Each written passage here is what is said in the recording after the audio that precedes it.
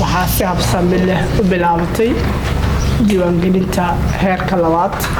ama zeerbiida sanadka 2025 insha Allah aan rajeynayno dhawaan inuu furmo hadda waxay la fadhiyay mid ka mid ah ciyaaryahanada kooxda Balac Telecom oo diyaar u ah in la diiwaangeliyo soo dhow magacaaga فرحان حسن عبد الله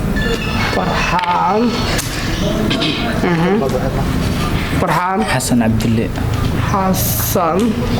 الله قدر نور هاي مقعد فرحي محمد عثمان محمد عثمان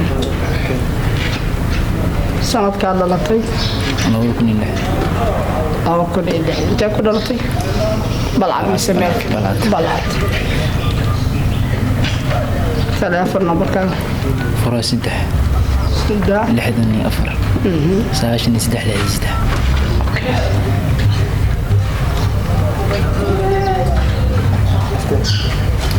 واحدة عيارة مقعد بلعت تليكوم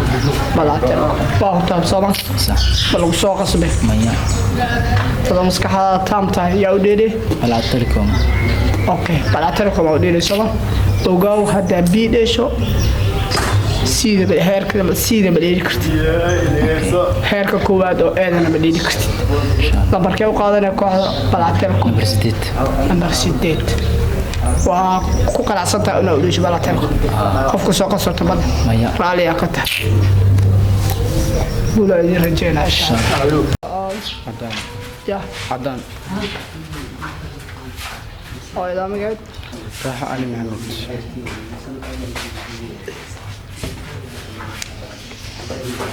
صوت كده يقولك نيل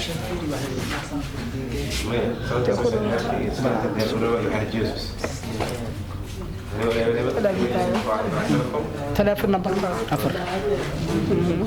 لا تدو يا لا تدو تواتني تدوا كنت سيار توني كو يا أفر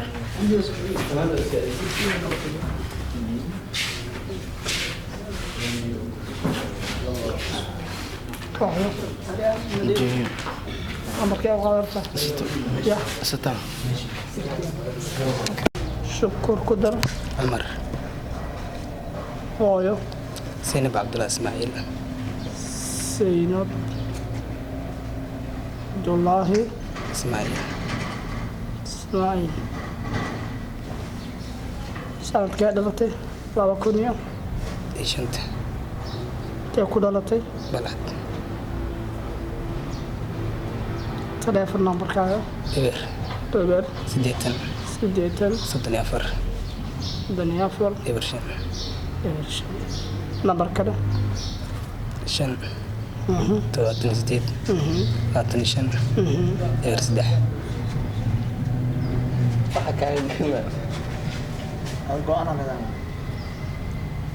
kooxda awleelowtin gaadiidka ogaaw gaadiidka awleele sii ma dheelays hadda biyaa dheelirtaa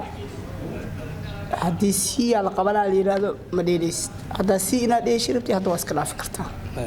labo qodob kasta hadda biyaa dheele ee haddaa rabto inaad dheeshi koox ee ku barasantaa hadda biya waa ka joogi kartaa maadaama ciyaaryahan wanaagsanta balasan gaadiidka u ciyaartaa sama lambarkaa u qaadan rabta kooxda لحيتون باي